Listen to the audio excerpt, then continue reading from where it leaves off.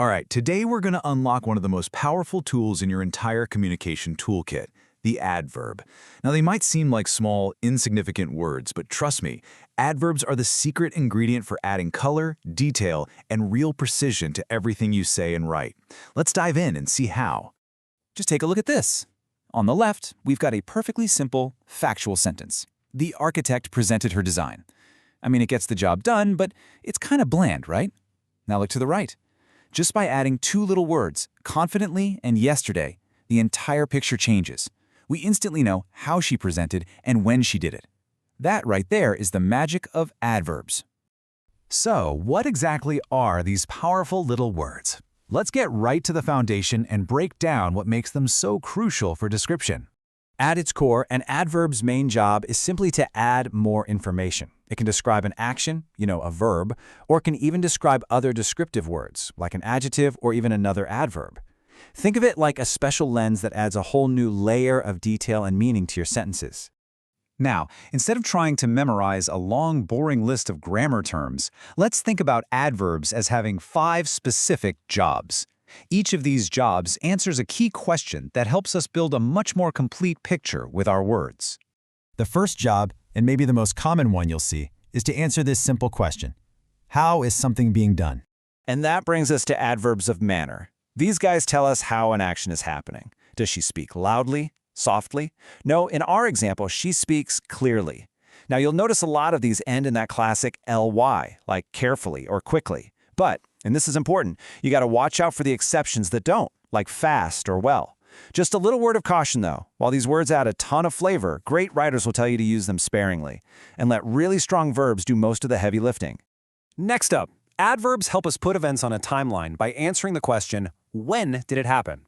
And these are adverbs of time. They're basically our timeline markers. Words like now, soon, and later are just incredibly useful. In the sentence, she arrived yesterday, that one single word gives us all the temporal context we need. It's simple, but so effective.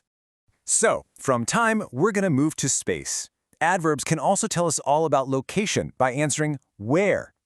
Yup, these are adverbs of place. What they do is they ground the action in a physical location. When we say, the children are playing outside, we instantly know where they are. It's a super simple way to create a clear scene for whoever you're talking to. All right, on to job number 4. Adverbs are also perfect for describing habits and routines. They do this by answering how often. These are our adverbs of frequency. Words like always, sometimes, and never. They tell us all about repetition. Now, check out that note on position, because this is a key detail. In the sentence, I always study, the adverb comes before the main verb, study. That's a really important placement rule to keep in mind. And finally, our 5th job. Now this one's a little different. Adverbs don't just describe actions. They can also tweak other descriptive words, answering the question, to what extent? This is where adverbs kind of act like volume knobs for your adjectives. The movie isn't just interesting, it's really interesting. Words like very and extremely crank up the intensity of the word they're describing, giving your language more punch and more emphasis. It's how you dial the meaning up or down. Okay, so we know what they do, but how do we actually make them? Well, this quick start guide is going to show you just how straightforward it really is. This table lays it out perfectly. For a ton of adjectives, you literally just add lie, so careful becomes carefully.